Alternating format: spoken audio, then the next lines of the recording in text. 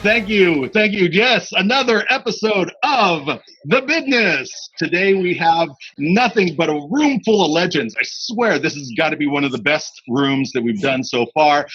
We have Ken Stewart from the Skatalites in the room. Yeah. And he is on he's on a desert island or something with with Dan Vitale Dan Vitale from Bim Skala Bim, and then we have Rob Bucket Hingley from the Toasters, NYC Toasters. Actually, he's joining us from Texas, which is an interesting topic. I fear in the future. Don't get me started. And then we got TJ McFaull from the Barstool Preachers joining us all the way from England. Right. Hey, TJ. Just to let you guys know that you're already being taunted in the feed. Mr. John Roy from Unsteady says my VCR is flashing 12 o'clock. I get it. I didn't know Okay, ladies and gentlemen, we're having. We needed a longer load-in. With more drinks and food. The fucking platter was not correct. I'll sound check and just focus stuff. They had green M&Ms. I told them no green M&Ms. How many times? I mean, really. Awesome. Okay, so the show is super simple. Hey, there you are. The show is. It's Dan Vitale. Dan Vitale! Yeah! Bim Skala Bim! It's almost like better. Maybe I should just give up. Fucking great. Looks like we're a weird couple. Let's get some girls in this thing. You guys are killing me. All right. So the show is very simple. This is what we do. We ask only 2 questions on the show. And the first question I will ask you right now. That question is, what did you do this last year to keep yourself from going completely insane during the COVID lockdown? And let's start with the chipper young sprite in the room. TJ, what did you do out in England to keep yourself sane and healthy? So again, I think I said earlier, failure is a very fucking loose term at this point. After about a year of doing practice for a wolf, it's a stretch. But threefold for me. We rescued. I have to shut this down. I'm gonna have to go with you. Hold on a second. Hey Dan, I'm My gonna battery's not. I'm gonna mute you. There we go. Continue. Cool. We rescued a big hound called Poppy. So she came home with us a year ago, and she's been the saving grace of so many days where you don't want to get your ass off the couch. We're writing BSP number 3. So that's the process of doing 50 demos, down to 30 demos, down to 20 demos, down to hating yourself, crying and masturbating, wearing a Viking helmet, listening to, Ride the Falcons, and starting again. And the more important / more exciting one, I started a charity where we go into repossessed and or dead people's homes, and we take the mid-range furniture that's still usable and we give it to low-income housing. We sell the antiques to people with more money than sense, and that covers our overheads, and then everything else we sort and recycle. So apart from the music, we've been getting launched back into just trying to do some sort of good at the moment, which is that's very cool. Yeah, that's super cool. Oh yeah. That's super cool. There's going to be a lot of families that unfortunately need that sort of assistance, and it's good to see that someone's stepping up. It's like we keep seeing it as forest floor mentality, right? So there's so many big trees falling down at the moment, and there's so much good stuff that's just going by the wayside. The guitarist in the band, we both do labor jobs. We both do either removals or we do clearances, and we do that sort of stuff during the day. And we both stood on the back of the van just throwing off perfectly good and usable furniture that people need. And we travel and we see the goal for rich and poor potentially a lot more dramatically than a lot of people do. So we were doing it and we were like, fuck, there's got to be a better way than it's currently being couched. So yeah, we decided to put our money where our mouth is. Whilst we weren't on the road, we had 150 more days at home. So we decided to use that time a little bit more wisely. So yeah, that forest floor mentality of taking stuff, putting in the man hours and busting it down to usable parts and giving it to the community around us that needs it, hopefully will provide some sort of strength and some sort of fluidity for them to rebuild their lives after. Excellent. Hell yeah. Excellent. Good to hear. Besides, this one goes out to Bucket. Besides freezing your ass off in Texas, Yeah, who'd have what else? thought it? Who'd have thought it? Yeah, exactly. What else have you done this last year to keep yourself sane? Now I know you have the hot sauce, so you've probably been growing some pretty good peppers during this period. But tell me Well, what the year else? pretty much broke down to 3 parts. The first part was just cancelling a bunch of shows and reorganizing tours, only to cancel them and reorganize them again. And after about 3 months, I realized that was it's pointless trying to keep doing that. So at that point, I just put that part on hold. I went and volunteered at the food bank over Christmas for a couple of months because that's something really big in San Antonio that we need. We have a lot of disadvantaged families here. So I was doing that. I put a lot of work into my garden. But then, of course, with this cold spell, it's destroyed everything. So that's a write-off. So, I mean, pretty much 2020 and so far this much of 2021 has been an absolute shit show. Yeah. In all respects. Yeah, it's been rough. It's been rough down there. Yeah. I mean, I drank a lot of wine. Does that count? Well, it helps. I mean, I'm just now getting back into talking to the network of booking agents to get some shows happening in September and October of this year. Let's see if they happen. Fingers crossed. Yeah. And I had some shows in England, TJ, but they all got cancelled. And so now it's just a question of seeing how much and how quickly we can rebuild the touring mechanism. But I think it's going to be very difficult. It's strange, right? You're talking about the UK shows. So many countries are in different stages of how they're dealing with it now. That the same as you, we're trying to book it, but it's such a moving feast. It's just there's no solid ground, so it's kind of impossible to have a plan because you do that and all of a sudden the ground shifts. I mean, in England now, did they take away the lockdown yesterday? What's going on with that? He's laid out, the scientists behind the government have laid out this roadmap, as they call it, and have given us a select bunch of dates that hopefully they'll be easing restrictions by. And they're saying by the 21st of June, all going well, that will be the end of everything. So all contact rules, as they call it, will change. So you'll be able to have large-scale events. Football matches will go back from, I think, May. And then, by the 21st of June, hopefully that will be everything going forward. But there are so many things that it's dependent upon. There are so many unknown questions and live questions that are happening with the response that you just never fucking know. People, how well the vaccination is going to take, what rate per vaccination people are getting. It's if they can stick to it, then by summer we might be able to have some shows, which is obviously, as far as we're concerned, incredibly important. But like all of you guys, we're sat here going, there's a moral quandary there too. We want to be going into this environment? We obviously want to be, but do we want to be promoting other people coming into that environment if it's not safe to do so? And they're telling us that the 21st of June is when it will be safe to do so. And I got 1 art GCSE, so if that's what they're saying, then great. Well, so the only thing we know is we don't know anything. Is what pretty much. Wisdom. Absolutely. Ken, what did you do this year to keep yourself sane in the era of COVID lockdown?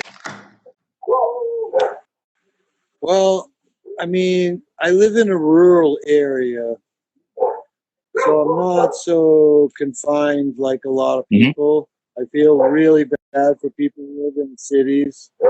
I've never done that since 20 years, so I just feel for people because I really wasn't so restricted, and I just I've stayed safe, but I've made contact with most of the people that I maintain contact with, even in most cases. The only thing that takes is my life. It's music playing for people 9 months of the year, touring. Like, this is the first year that the Skatalites have toured Europe. 3 or 4 months, separate months, mind you, Yes. per year in 20 years. More, no, actually, it's now, I started in 99, so that makes like 22 years. 2020 was the first year I didn't do it since 1999. Wow. Like 3 or 4 voyages to Europe per year. Yeah. Yeah, that's crazy. So weird. That's the other thing. That's 90% of our income. Ken guessed Yeah. it on our new album. I've done more. I've done practice more Yes. on all my instruments. Mind you, I've been really focusing on bass because I play really good bass, but I don't have any stamina because I don't play it all the time. So I have no calluses. So I worked on building up calluses on the bass so I could play a gig. And Cameron Greenlee, of all people, gave me the first chance for me to play a gig on Block Island this summer because he was playing with just a vocalist and him on piano, and he had some sequence drums and stuff. And I got up there and started playing bass, and everybody, of course, wanted to start grinding their hips at that point. And it was really The hips or the teeth? Or the hips. it was a very interesting sociological experiment because without that bass, everybody was pretty confined and cool. But as soon as I got up there and started playing that reggae bass, like, forget it. You can't stop wanting to bump and grind, man. Ken is in a band right here with Calypso Joe, our neighbor, and Paul, our neighbor from New Hampshire. Right here, we have a little band that we play that plays Los every week. Mixtos, Calypso Joe, Lucas Bell with a studio El Nido. We've been producing videos with dancers. We're doing a song called Day. We're doing a song called People Like You. No, that's a whole different. That's another one. That's a Porkers, actually. Australian Porker. That's a mix. But I was involved in the production of a video that's called Bienvenidas a Boca. Let's say hi to Joe and Diane right here. Hey, Dan. Dan. This is our friend Calypso Joe and neighbor. Can you see him? No, probably not. Yeah. We can kind of make him out. Hey, Calypso Joe. And this is one of our dancers from the videos. Nice. Diana, visiting from Costa Rica. Fantastic. And this is Joe, our buddy. Let's see if we can get him in here. There he is. You get me? I get you. So we're going to go to the right. Go to the right. Salud. Go to the right. Yeah. Hey, Hello, Calypso Joe. Hi, Calypso Joe. Calypso Joe, Welcome to the show. He knows you. I know all these guys. You guys know me. Anyway, he's in two of the videos that we've been doing, and he's in the band with Ken and Paul. And Diana, the one I just showed before, is not just one of the dancers, but she's one of the. Hi, nice to meet you. The organizer of the dancers, if that makes sense. Oh, nice. The choreographer. Yes. That's fantastic. Ken ran away. I don't know where he was. You got a lot going on down in that shack, Dan. I've got to tell you.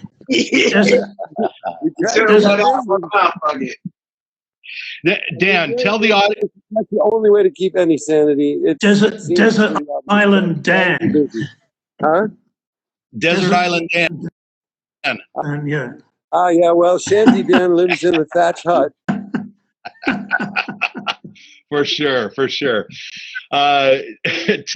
the people in the audience where you guys are. Where are we? Joe? Bastimentos. You guys take care. What's the name of this? What's the name of this area? Dogwood. Dogwood. That's all you need to know. Is he Dogwood. That's all we need to Yeah, know. we're is he number ordering a 7 sandwich? Dogwood Way. All right. So Dan, One of them Dagwood sandwiches. Dan, how long have you been down there now in Panama? 19 How long have you been down years, there? man. 19 Oh shit! 19 years. 19 long years, Joe says. I guess I made his years longer. Wow. But that was that's one of the first things I did here to keep busy was to record the local Calypso guys. Joe being my neighbor and a guy who actually worked for me when we were building the house. And Chochi, another one, and BB, another one. I don't know how much you guys know about Calypso, but a lot of us who like ska like Calypso too, and I'm certainly one of those guys who have thrown it into a lot of songs over the years. And it's a dying thing. So when we realized that, we decided, we got to record these songs. We got to record these guys because nobody else is going to do it. And there hasn't been any new Calypso records really in a long time. Yeah, So, really. Joe greets people at the airport when they fly in. Nice. Like songs like Jamaica Farewell and Don't Worry and, Three Little Birds and things like that. Yeah. And he's very well known in the country. That he's been used on the what do you call it, tourism ads for the country and stuff like that. He's a very well known Calypso singer here, and he's written some great songs himself, and we recorded them. And so, I thought it was an important thing to do. And there's a new album. That's one thing to talk about. My side project is doing that, but there's a new album coming out called Big Up Bocas, and it's all local musicians playing not just Calypso, but all kinds of different reggae, all kinds of different ballads, Latin influence stuff. Ken's on that one as well. So is Vinny from Bim Skala Bim, and Dave from Bim Skala Bim, and Stephen from the Splitters in the UK. So we got I brought a lot of ringers into it, but it's really good. Is that the night? All the Caribbean styles of music, all the local guys, and all the money will go to them. All these guys that have not had any gigs for a year and need help with their food and their rent. So that's the goal, and it's actually done and mastered, and really looking forward to it. Go to Big Up Bocas overview or something like that. There's a trailer kind of thing on YouTube if anybody's interested in starting to check it out. It'll be out soon. Big Up Bocas. Big Up Bocas. BOCAS, right? BOCAS. Excellent. And you were saying that Bim Skala Bim is putting out a new album called Sonic Tonic this year, right? Yes, on Jump Up. It's going to be on cassette and vinyl through Jump Up Chicago and Chuck Wren. And our main label for the downloads and CDs, I guess don't know, is Specialized Records. Our friends Paul and Paul, who for the past 10 years have been raising money for things like the Roger Daltrey Teenage Cancer Trust and Tonic Music for Mental Health and Youth Music, and all these great causes. I've been working with them a little bit for years, and I started working with them a real lot during the lockdown. I didn't have much to do, and working on producing the album with them, became friends, and so I hosted the annual thing that is normally a big 2-day festival, but it was online this year, and we actually raised about half the money they normally would raise. They usually raise over 10 grand, and we raised a little over $5 grand. So, of course, it wasn't enough, but it was something. And to talk about, I want to try and talk about positive things. I'm feeling a little positive because not yesterday. Well, yesterday I got the check, but Saturday night I did a virtual venue. I did a virtual venue called Once. Once is a club. Once Ballroom was a club in Boston where Selector and English Beat and Bim Skala Bim and Toasters all played, I believe. And it was a great club, Once Ballroom. And we're trying to stay on as a virtual venue. Mm-hmm. And, I wasn't sure about all that. Certainly, I wanted this to end and just whatever, get back to being able to do sweaty live shows right against everybody. But Saturday night we did a thing with Once Virtual. and people paid $5 to $20. About 100 people paid, and I got paid, and it was amazing. It happened, you know. That sounds like a dream right now. That there's actually a concert. I know, right? I think I didn't get the numbers from Dave Hilliard, but the Slackers did it on Valentine's Day, and I think they might have done okay too. So, you know, between now and whenever the fuck they let us do shows again, like Rob said, it seems like fucking September. I don't know. Anyway. Yeah, well, Greg from Mephistopheles. Some way maybe we can make money. Greg from Mephistopheles was saying that they have a show called The Seance that they do every now and again. And he's saying that the band is making enough of that to keep afloat. You know, I don't know what afloat means, maybe, you know, pay for beer and cigarettes or whatever. But I mean, it seems like people will get behind that, you know, virtually. The problem I have here is my band is not in San Antonio, so I'm kind of twiddling my thumbs. I was able to go in the studio and participate on that Boston's record. Nice. In that big gang vocal thing. Have you seen that? Nice. Yeah. That was a lot of fun. But it's been a little bit few and far between. I mean, I can't get in the studio because they've all got COVID over there. So that whole everything musical-wise, everything's on hold. Yeah. Have taken to doing things like Twitch and TikTok that we were never part of before. But it's a way to actually engage with your audience. You know, there are people out there, your fans, that want to see you, and you want to be able to give them something for their love and their support. And, you know, to be able to do that, you've just been spinning records and playing melodica and, you know, potentially flashing. And, like, you know, it's to just anything to sort of both ends of the deal, that scratch the itch. Yeah, I've been working on making some web stores. So finally this year we'll have a decent web store for the Toasters. I'm also going to do a Moon Scout web store because I'm tired of seeing people bootlegging all those designs all over the place. So I think I may as well bootleg them myself. You know, the official bootlegs. I saw you had a good run of the New York Ska shirts a couple of weeks ago. You issued them. Cool. Yeah, I did that. I mean, that was mainly just to give myself something to do. But I mean, that was decent. You know, packing up 500 T-shirts and taking them to the post office. They all hate me over there now. Here's that stupid English bastard with his shopping bags full of mail again. You know, getting stink eye all of the postal clerks. But I mean, you know, that was as much just to give myself something to do as to you know, make something happen. But I mean, we ended up selling 500 of those things just off limited Facebook advertising. So I mean, people want to get behind bands and support them. So like TJ says, you just have to reach out and find some ways to, you know, contact people and have them send you some money. It's also, there's this strange, I don't know if you guys have felt it, but we definitely have from some of our fan base. There's this strange survivor's guilt that's happening. Some people we know are earning still, and some people we know are like earning more money than they've ever earned during this crazy pandemic. And, you know, our industry, we know, has fallen on its arse, and we're the same as you guys. 9 months at home is a different kettle of fish. But yeah, there are people that are really willing to go above and beyond to make sure the bands that they love are still there when all this finishes. You know, like, we're going to need that community. We're going to need a room full of sweaty Ska fans, you know, to pick us back up again, to get the spirits lifted through all of this. So whatever you can do is surely the right thing to do at the moment. The funny thing was, I was looking at my bank balance the other day, and I couldn't believe how much money I had in it. And I realized, that's because I actually got rid of my van.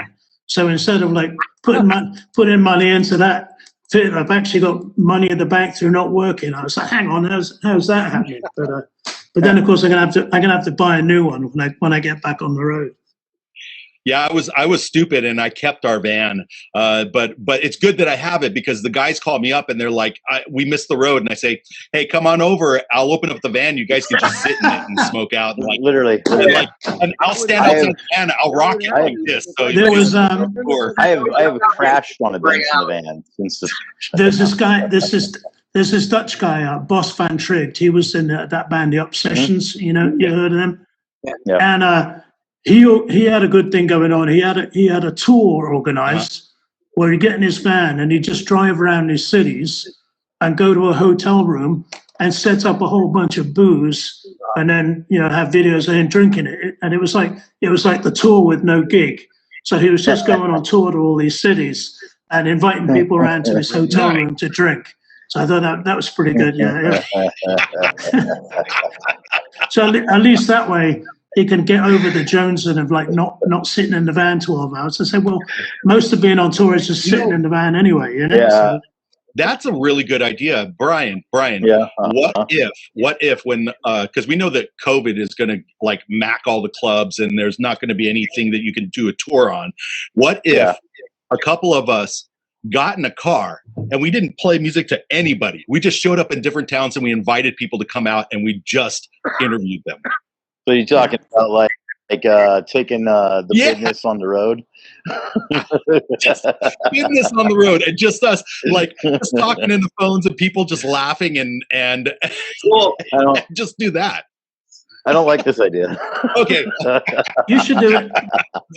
You should do it like there were some guys who doing tours like who did it, like Chris Murray did it, and Dan Pothouse did it. And it was solo tours where he would go play a gig in somebody's living room, and then the next day go somewhere else. So he had a whole tour where he just did like living room gigs for people. Yeah. And he said he actually made more money doing that than when he was out with the whole band. Frank Turner did the same thing back in the day, didn't he? He did 24 gigs in 24 hours. And he played all the different living rooms around of his fans in the surrounding areas,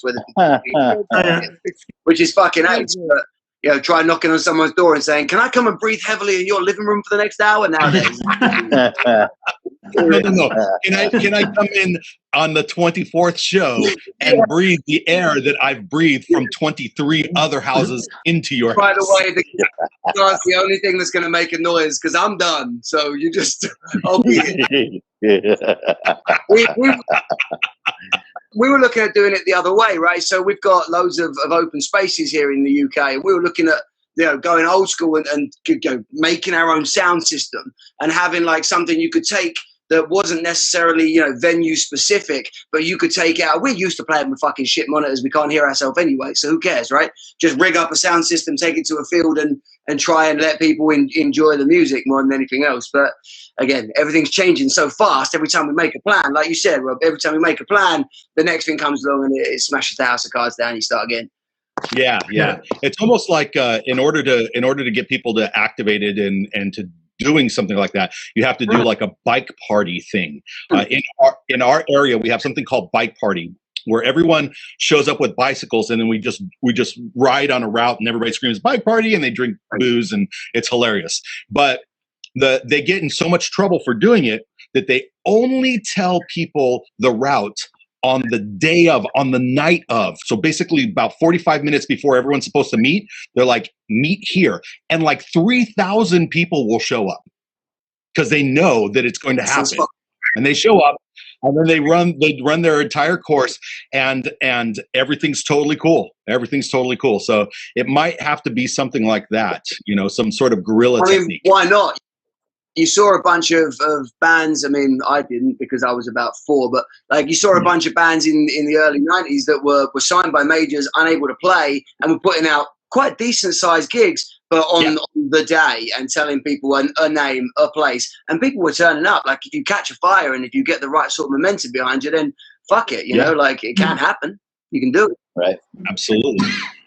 Absolutely. Ken, you look so happy. What's going on there, Ken? Well, we're just trying to kind of get a word in edgewise here.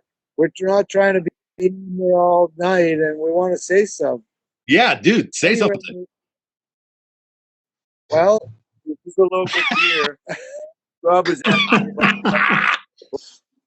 yes, can you read that? There is a Bocas Brewing Pub. Very nice. They actually have been out of beer for most of the 6 weeks I've been here so far, but they just finally came up with some of the Shark IPA. Yeah. Okay, we also have a very nice restaurant, right, like 3 houses or 3 lots down from Dan's place, which serves like Thai dishes and Nice. pretty upscale. Ken's performing there with his new band next week. I've been involved in so much stuff. It's been crazy, man. Like, we never finished the chat. I was trying to tell you, like, what I've actually been doing. Yeah, tell us more. I've recreationally, my son and I went sailing, like, on 2 trips, and we went camping in Moosehead Lake. We went to Cape Cod and Plymouth and did all kinds of stuff in the summer. So more like it's the first summer I haven't gone to Europe. So you had more time to spend with more your family. R&R, like incredible R&R. My son got he's an artist too, so he got grounded and he's been hanging out at mom's house, which is 20 miles from my house. So he gave up his Brooklyn apartment right before the whole shit hit the fan. And it's just been people of different sorts, and but we just make the best of it, right? Yeah, absolutely. Getting outside and hiking is And as far as the Skatalites, we did with a one streaming in October for Halloween, and that was cool. You know, it was okay.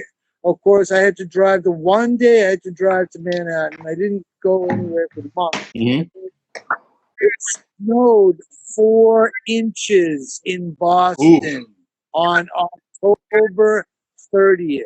I had to freaking drive in snow, serious blizzard conditions. Wow. Go get Dion, because I live like almost in Rhode Island. Who's Dion? I had to drive from, Somerset, which is Fall River, an hour to Boston, then drive to, what the usual route from Boston to New York, which we didn't dare go through the mountains, so we stayed on 95, blah, blah, blah. It took us like 8 hours to get to New York. I was very late for the streaming, but it all went well. But, we sold like 300 tickets, whatever. It was all right. And people, but that's the one show since we played it at Brooklyn Bowl on January 3rd. And then we repeated almost exactly the same performance on Halloween Eve. Like Halloween, like the night before Halloween. So it was Andy Bassford came for the again. We did it all in January. It was really cool though, and this the enthusiasm. We had Alfonso Castro on, who was a dancer that came on like that little tour they did, kind of simultaneously with the World's Fair in 1964. It's really, really awesome show. Like very unique. We always do a very unique show when we're live in New York City because there's so many potential guests. And so anyway, after that, I think what's the other subject? So it's what we did during. We'll talk about that in a bit. Have you caught up with any of the? Trying to cut this short, buddy. No.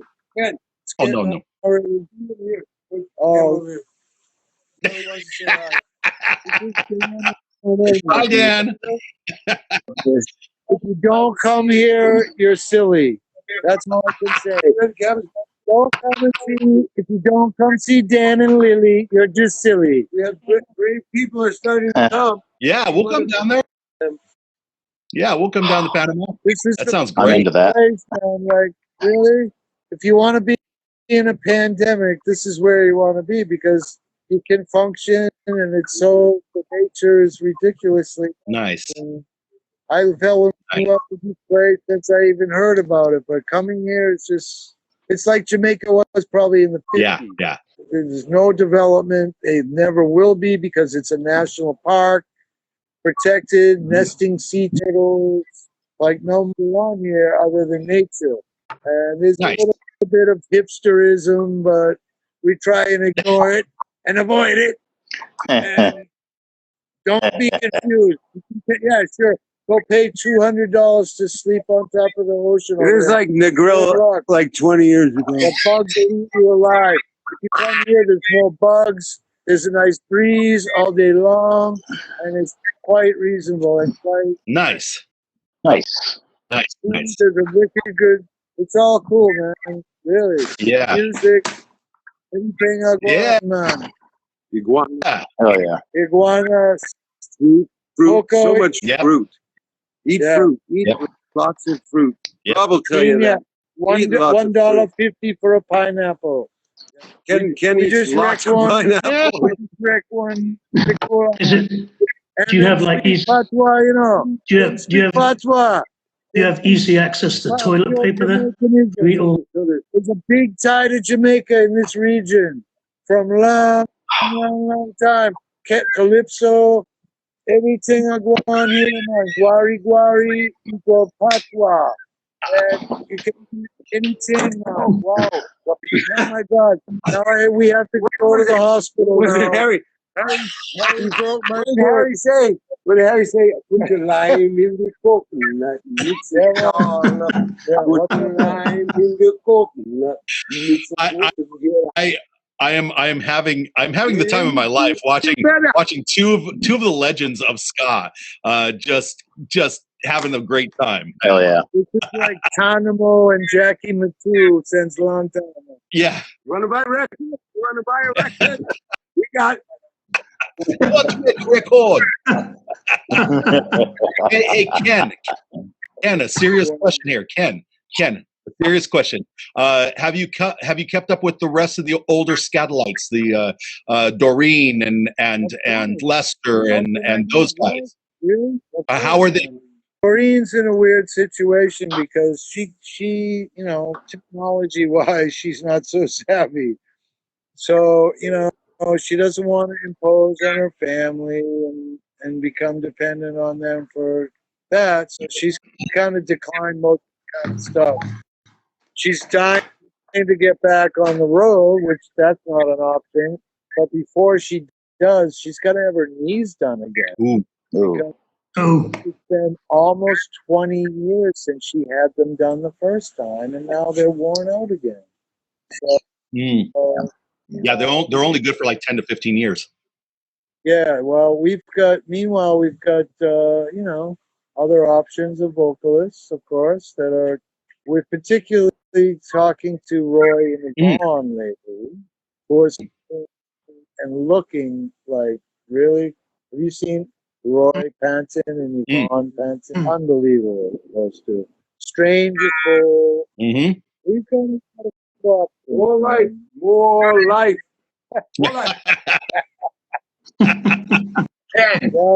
Ken, we say Pura Vida. Pura vida. Costa Rica, but Costa Rica, we could swim there on a good day. Yeah. Serious, man. Ken, we did a sailboat actually trip today, by the way. we played with you guys. We gotta go eat. There's people waiting for us and all kinds of Hey, Ken. Like them other people. Ken. And Pluto's the Ken's nurse is calling him. All right. See here, put a nipple on it. Hey, TJ, while he's sucking on something. Ken, the talk. I don't know if you remember, Ken, we played together in Leipzig with you guys and Roy and Yvonne together. And that was the first time I'd ever seen Roy and Yvonne. They were unbelievable. Bloody Leipzig? That's like Coney Island, you mean? No, like in Germany. Yeah.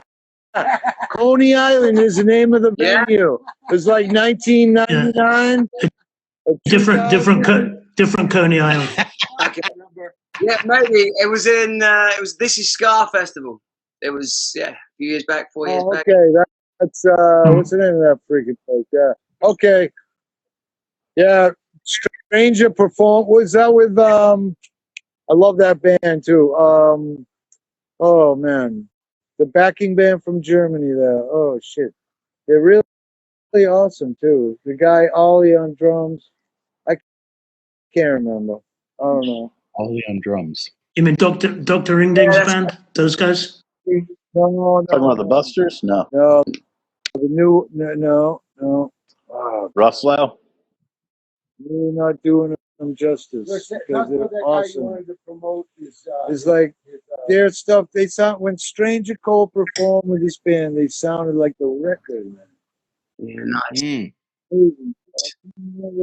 I'll dig out the poster. I'll find it. Yeah. Yeah, I'm sorry, but that wasn't too long ago. That was like 3, 4, 5. Yeah, something like that. Yeah. Yeah, the first time I'd ever seen Roy and Yvonne, and they blew us away. All the guys, all of our boys were stood on the side, just going like, "This is unreal." Okay. Yeah. Is it the senior all-stars you're thinking about, Ken? Look, you guys can go back to talking to other people. How a grouchy old man handles the fucking thing. Isn't that good? Right. That's good. That's I gotta a love good it, handoff. though. It's a good handoff. Hey, Dan, it's been so many years since I've seen you. I don't know. How long? You want to I take a think guess you on were- that one? 90-something? I think you were living in Boston at the time. We played with you at what's that? The venue that's it's right like the back parking lot's all mud. We played with you in Portland, Maine. Uh-huh. Oh, And- the crowds in Portland are great. There's a good band from there that's in our new documentary called El Grande. The new documentary is called the New England Ska Summit. And there's a band from every one of the 5 states. New York is not one. Sorry, Rob. But it's all New England. Of course, you know what I saw? Well, one of the funny things about the film is it's the New England Ska Summit, and at the original New England Ska Festival, the entire backdrop was Moon Records. Of course, it's not a state that's from New England, but hey, the whole set, thousands of people, giant fucking sign, Moon Records. But everybody, they had a lot of bands on the table, of course. Somebody had to pay for it. Actually, what is it called? Product placement. Yeah. You need to sponsor the film, buddy. Anyway, that's available this spring. That's available this spring, and I'll send it to you guys. If you want to see it, then I'll send it to you, and you just keep it. I have plenty of time. Yeah, it's not coming out till the spring, but I have plenty of time to watch it right now. done. Yeah. Well, there's plenty of time to edit it, and there's plenty of time to ask tons of friends for favors. And these are the kind of positive things that maybe we should talk more about. Is that one of the things about the lockdown is why we have 9 guests on our new album. Right. Yeah. One of the things about the lockdown is why me and many people have dedicated their time to causes like Rob was talking about, like I was talking about. We can't make any money, but we can still generate money for good causes, and it's been proven. And so I like to talk about the positive stuff. I don't know if you noticed, but that's why me and Ken are such a good team that way. Soon come the boom, man. Viva the boom! The boom, boom come. I got something that some drive-ins like. There's a bunch of drive-ins in New England. There is talk about drive-in theaters for this Barnstable Fairgrounds, Yarmouth. There's one Tupelo Music Hall in Londonderry. There's a whole circuit of drive-ins developing. We can go nuts to the drive-in. We can make it work. Vamos, muchachos. Rob, you were saying? one of the things I've been doing with all this spare time is like working on some Toasters branding. So we have some Toasters coffee now, but we also have. Right. Yeah. You got to send we me a also pound have of that. So those wastrels have something to do tomorrow.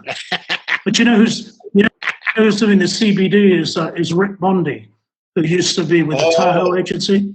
Yeah. And he was. Yeah. I mean, he's a Bay Area guy, so you know him. Yeah. But now he has a CBD company now. Though. Oh, nice. So now we're going to have some Toaster smoking materials, which is nice. funny because I don't I don't smoke at all, but I don't mind prostituting myself to use my logos for that. But the coffee is something that somebody, this company, Dead Sled Coffee, reached out to us and said, "Are you interested in doing some coffee?" And that's really taken off. Nice. That's good to hear, man. I can't wait to try it. I still have. Oh, I could have brought it down. I have one of the original Toasters beer bottles. The Scarborough ones. Yeah, filled with beer. Drink that now. It's like 15 years old. It is great. It's in my I keep it in the refrigerator as if I'm going to drink it, but it just when I move the beer to the new refrigerator. Well, we've done actually quite a few beer collaborations with Scarborough. There was another one in the works, but they're kind of on hold at the brewery with everything that's going on. But we did one with Revolution Brewing in Chicago, and there was another brewery called Pig Mines outside of Illinois. And we did a couple of beers with them, and actually went to play at their brewery a couple of times. So ska music and beer seems to be something people will get behind. Absolutely. I definitely can get behind it. That's for sure. Hey, Brian, what's happening in the feed? We got people talking? We got Bosco in saying Toaster's new branding is on point.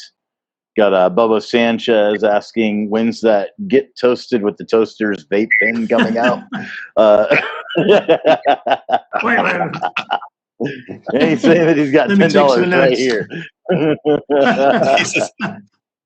He says you need to change your name to the Roasters. Well, Bubba needs some of that CBD stuff. Yeah. It'll help mellow the angry tone of his Facebook posts. Got Leland Fallon in the comments saying that BSP Varsity Preachers did a song for our PRSL record that comes out in May. Happy to have them. Flogging Molly, Descendants, Bouncing Souls, HR from Bad Brains, many others. The proceeds go to benefit mental health initiatives. Hey, Leland, can you drop a link for where people can find out information for that album, please? Just type it in. Yeah, just pop it into the comments here for people to be able to click on that, please. That's about it. And then Bubba's laughing his ass off somewhere in there. For people that don't know Bubba is a very, very awesome fan and band member in Southern California. He plays he's Bidness. And they came to play up in our area, and I told them, I said, hey, you want to go get late night tacos? We got this place called La Victoria. It gets pretty crazy. He's all, man, I'm from LA. I know crazy. He was not prepared. He was not prepared. We were standing in line. There's a line that goes through the building and then down the stairs and around the corner. And we're standing in line, and this lady's her and her husband cut in line. And the security guard is trying to get them both out, like, hey, you can't cut in line. Like, we gotta have a flow here. And she just gets in his face. She's like, and she's like yanking on him, whatever. And the security guard just grabs her and whomp down on the ground, and the whole room, like everybody lifted. And the next thing that happens is I hear flip, and Bubba has his phone in his hand filming, and he's all, San Jose bitches, this is what it looks like, San Jose. Just about the funniest shit that I've ever seen. He's calling that taser tacos. Taser And you haven't lived until you've had like street tacos in Mexico City at night, though. Ooh.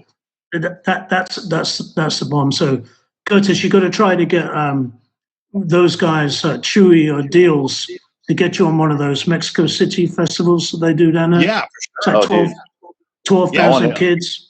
I want to go play the nonstop ska so bad. Yeah. You need to get yourself some of that, TJ. The Mexican ska festival. What is this magical land you're talking about? Mexico. It's where tacos reign supreme. The ska scene in Mexico is enormous, And you could do show. They have festivals down there with like 12, 15,000 people showing up for like multi-bill ska bands. So you got to try to get down there, and then go eat some like pig's ear tacos at 2 o'clock in the morning. That's the vibe. It's all that. I mean, like we've got no way of getting that far south. You know, the furthest south we've been is San Diego. So maybe we need to put together some sort of Toasters, BSP, Monkey tour where you know the music is really secondary to just going down there and. Well, look, I mean, if you're going to be in San Diego, take a day off. And there's a really great band in Tijuana, which is on the Mexican side of that border, called Los Kung Fu Monkeys. Bernie Leos, Tarek Leos, and what they would do is leave all your gear in San Diego because you don't want to be going down there with anything that you can't carry in front of you, and just walk over the border and play a gig at the Black Box or something in TJ, which was Tijuana TJ. And then go back up to Mexico. That sounds amazing. You can also we'll go down there with you. We've been down there several times. Yep. Listen, I've been to Mexico City before. I've done midnight tacos. Hang on, we're getting buzzed in from Canada. Nice. I'll hit you up on Facebook and give you a bunch of contacts. How's that? That would be amazing. Thank you very much. That'd be really appreciated. Yeah. I think we all need a little help in that department. Well, for you, it's going to cost money, Meacham. For you, it's going to cost money. You son of a bitch! You son of a bitch! TJ, we'll do what we can. We got somebody that is saying that she will follow you guys into Mexico and act as translator for the band for you. Nice. You've got the job. When can you start? She's only after the tacos. She's only after the tacos. So come for the tacos. I would go on a tour for however long as you want to. For me to go on tour, if you just paid me in tacos, that would be fine. I'm okay with it. Well, you came and toured with us for the Mighty Boss Tones, right? And we pretty much paid you. Yeah, let's talk about that. We did a tour in England in 2019, and we kind of crisscrossed country, did our thing, and then Brian, who by the way got married on that tour. In England, also had the opportunity to play with the Barstool Preachers after we departed. After most of us departed, I think I was still there. I attended one of the shows, and then the Barstool Preachers got to play with the Mighty Boss Tones, which was amazing to see. Talk a little bit about that, both of you. What's up? No, go to you, DJ. Oh, is your tour? I got 4 days on that tour, and it was 4 of the best shows I ever played. The Boston's guys are all super fucking cool, and then these Barstool guys, like me and Brandon, the sax player, showed up, and it was just immediate like, well, how is this gonna work? And like 5 minutes into rehearsal, it was like, oh, yep, family. Yep, that's how it's gonna work. Cool. And it was like, all right, let's pile into a van and go get stinky on the road together. It was rad. But like, and the fact that you turned up with one outfit, and we were like, door, right? We were like, no, it's fine. We've got this. And every night they were bringing out these stinky ass. Like, guys, really? Like, right? No, it's fine. We've got this. For the minute and a half on stage playing Barstool Preacher. That's all you need from us. But you guys were incredible and so fun to hang around with. We've always done it in the Preachers where we've got this rolling cast of there's 5 or 6 of us as like a core, and then the brass section comes in and plays when we do the bigger stage stuff, and past that we're and we'll keep building it because there's no reason not to. If a song calls for it at the time, then you calls for it. Why not? If you're going to play the Royal Albert Hall, you might as well have 15 members on stage, making sure you're reaching every single part of that hall. Well, and I was a little bit. I was little bit tenacious about getting on that tour with you guys. Just like you posted on Facebook, like, I guess we should get a horn section. We're playing with the Bosstones. And I'm just like, hey, I'm annoying. Hey. I'm getting married in the same area. Can I come? Come play brass. I'm that guy. I'm that guy. Hey. Hey, buddy. Hey. It's Ken. Ken, what are you going to say? I really need to say good night. Oh, You're saying good night. Yeah, we got folks waiting for us nearby. Okay, get Dan on the screen. Let's do the round, and then we'll get out of here. All right, man. I love you all, you guys. I love the public. I love the fellow musicians. I love the public. The fact that I've been in this music for so long, I just, I can't say enough. Like, it's a big family. Absolutely. The internet, the Jamaican. Hey, I can't remember when you got that job. Scary stuff. Fantastic. It's a big family. Well, it's a story that the Toasters were playing CBGB. I want to say it was like 1985 or 1986, and Ken came to see us with Lloyd Knibb and one of the other guys, or maybe Jimmy Bravo, and yes, and so that was right when the Skatalites started getting back together again. So yeah, I remember when he got the job there. This youth, them youth, Ken Stewart. Dan and I met in Cambridge at Night Stage, 1987, when the Skatalites came finally, because they canceled the first date because of snow. Then they finally came, and they let us open the same night. They let us open. Muda Baruka. I knew about Bim Skala Bim. I didn't know shit about the Skatalites. People said, "Oh yeah, it's like Skatalites, it's like what the English beat play." And I got there.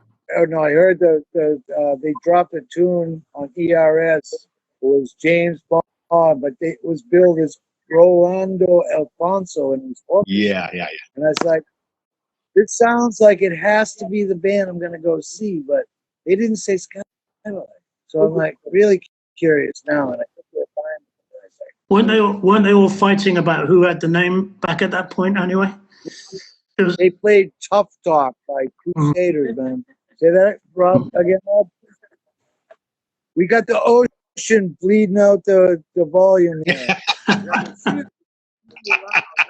forgot to tell you that. The ocean waves is really so loud.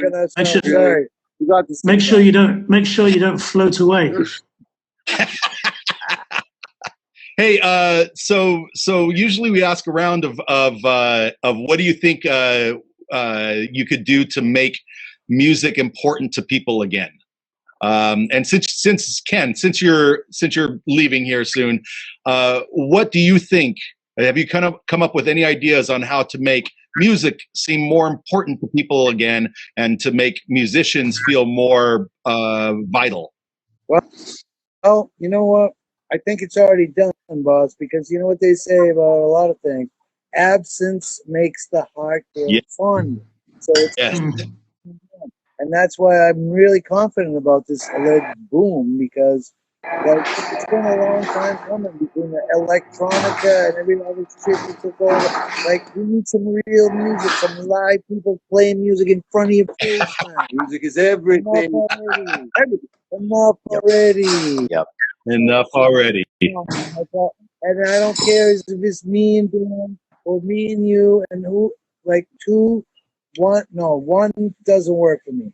And if I don't have the physical contact, well, at least I don't want to play it on the damn camera and all of that. Yeah, play it it's for me in front of people. Whatever. I gotta have at least physical contact with one freaking musician. See him there? Who's that? Like Lonesome Dan back there? From Bocas del Toro. Saludos todo el mundo.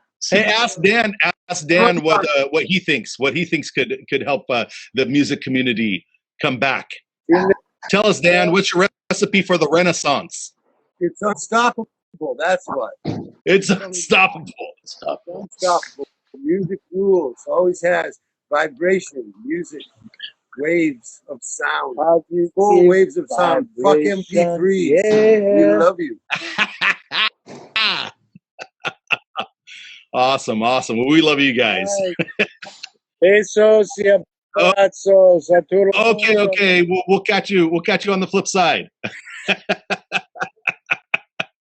special big hug to Rob. See you soon.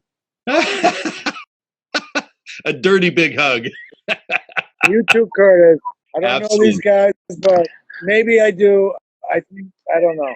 I'm sorry if I don't remember you. Leipzig. The best. You know. The time I played Leipzig was Coney Island, 1999. Vamos, muchachos. Adios. Right.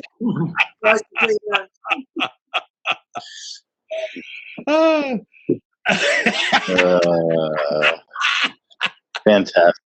Oh By the way, this logo, this is actually not Fishbone. This is my son's company called Radioactive. He's an event guy. He runs a lot of different stuff. Felix the house cat, like muchos cosas. But really, where are they from? The guy trapped in the. My son is actually trapped, living in Massachusetts after giving up his apartment in Brooklyn right before the pandemic. He's a guitarist. He's played with the Skatalites live at Central Park, sang backup with guys, all kinds of things. Mostly he's a house engineer with people, God knows who. And he's a DJ in his Excellent. own way. So big up. Salute to the both of you. And big up everybody. And hasta la próxima. See you, Ken. Pleasure, mate. Bienvenido a podcast.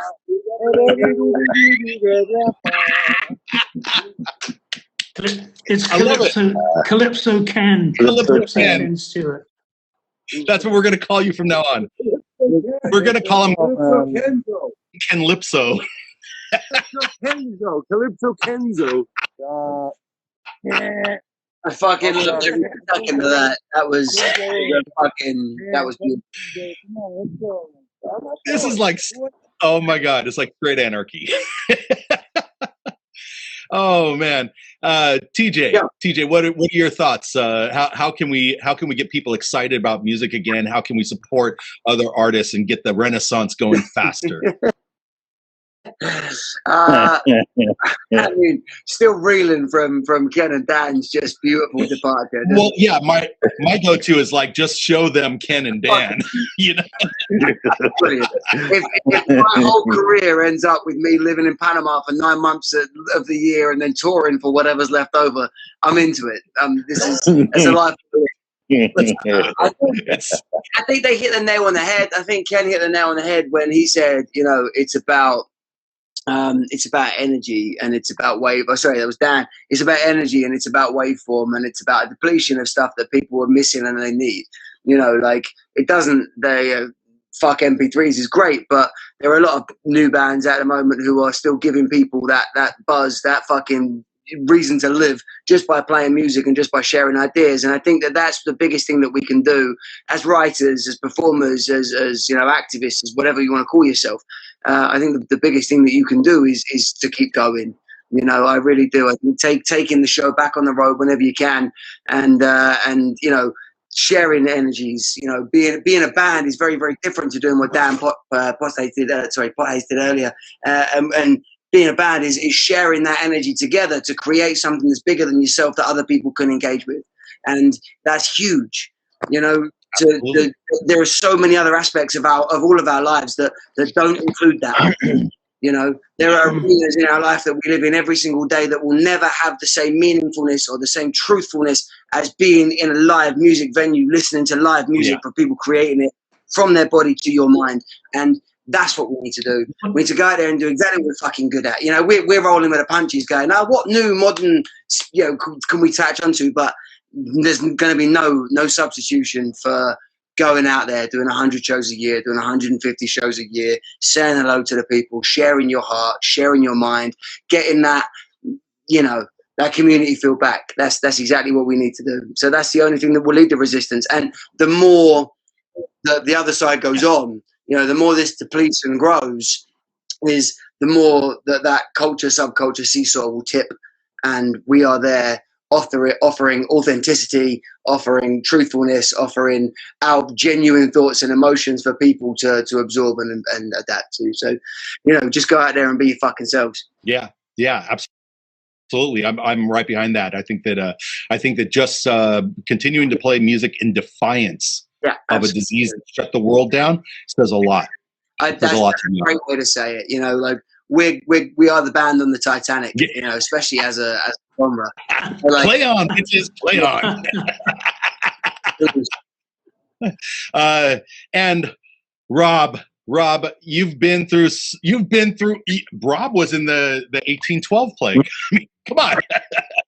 Or 1912. Sorry, don't mean to age you. Yeah. I survived the Black Plague, man. All I got was this lousy T-shirt. Can I go on a record and say I'm a massive secret fanboy of Rob's? Is that something I can just admit to, just out in the yeah. You can just say it. We played in Bristol together. I don't know if you remember Bungle. You know, Bungle said to me that. Yeah, I was thinking about that. You know, I know we played together, and I think it was like one of those all-dayers at the Fleece. That's exactly what it was. And you guys were on it, and I watched your whole show from the side of the stage. I thought you were great. And the other great band that was on was that girl Millie Manders. Yeah, was on with her band. And I was thinking, what happened in England all of a sudden that there's great bands like this all again? Because England for ska music for a while was a little bit of a cultural wasteland. It's almost like, I thought, man, as it died out. But then we played that show, and there were a couple of really good local. Yeah, totally. I mean, there was a huge depletion in what the English people saw as the third wave in UK. You know, all of a sudden that's the other UK band that I point out is that band Captain Accident. Yeah, You're familiar with them? And then there's a bunch of guys I work with in England. Sometimes I use them like as backing band or whatever. They're from Wales. They're called Cartoon Violence. Have you played with that band? No, Cartoon Violence too. Yeah. We know pretty much all of those. Captain Accident, Jake and the Jellyfish, like all of those sort of bands. We know just through doing those all dayers that we would never know them if we just toured. But doing those sort of shared genre events have really helped us to know who's in the scene and stuff. You know. Yeah, well, there's some really good grassroots bands. In England at the moment, so for me it's good to see, because I thought for a moment, well, that's it. I mean, England's forgotten what ska music is, but it hasn't, so that's very endearing to me. But what I was going to say for my idea of what's got to get this back on the road, I mean, I think there's going to be no shortage of audience in terms of people who want to come out and see a show. What is the state of the live music venue scene going to be like after all this shakes out? There's going to be a lot of mom and pop venues closed. There's going to be a lot of independent promoters who aren't going to be able to take it back up again. So it's going to be interesting to see exactly what is left, and you know, how much of the rubble is going to need to be rebuilt at the club level in order for meaningful touring to go back on. That's a concern I have. You're totally right. That's a massive, valid concern. I can only speak about the UK, but you know, a lot of our friends are promoters, a lot of our friends are venue owners. The only thing I can say, because of saving grace, is they've all been earning no fucking money for the last 10 years anyway. You know, they're all working on shoestring, making the best they can. And put my hand up to that. Yeah. So if there's ever a group of people to be able to dig deep or dig deeper and to be able to carry on going, my money's on them. Ladies and gentlemen, thank you very much for joining us. We are The Bidness, and you've been watching Ken Stewart from the Skatalites, and Dan McFaull from Bim Skala Bim, all the way from Panama. Yeah. Very drunkenly, all the way from Panama. God bless him. God bless him. Yeah. We got Bucket from the Toasters, and we got TJ from the Barstool Preachers. Thank you, guys. You guys are awesome. That's the business. Nice. All right.